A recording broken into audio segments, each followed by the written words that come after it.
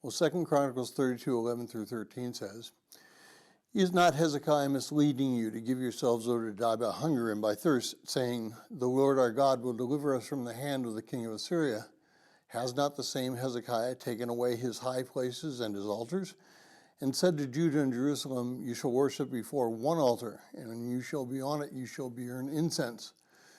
Do you not know what I and my fathers have done to all the peoples of the lands? Were the gods of their nations, the lands, able to deliver them from the hand?"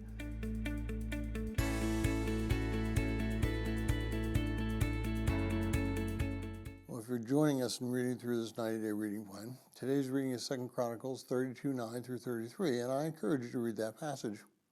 Well, this is a time in human history where it was believed that a particular god or gods could overcome other god or gods.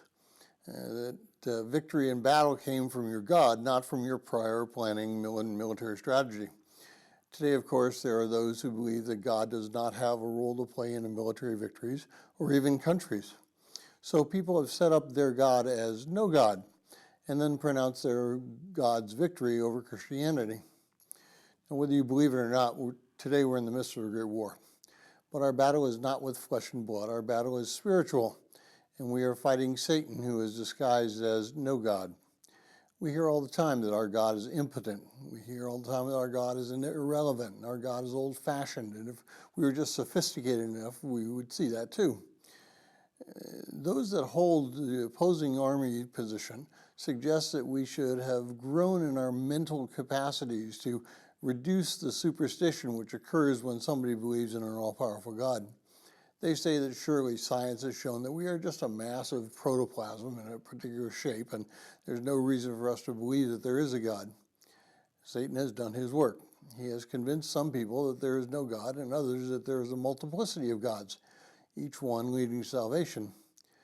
Those people hold that if it really doesn't matter what you believe in, but if you believe in something, even if that something is nothing. When Hezekiah's time, countries and armies fought under the banners from God. It really didn't matter what that God's name was. These armies were influenced by Satan at that time. God controlled Satan sometimes, that he would ultimately bow down to God's purpose, and God's purpose would be accomplished through him.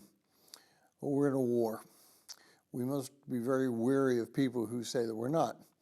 The illusion is that we are sophisticated people and beyond that superstition, but that's only an illusion. Satan has convinced many to believe that illusion.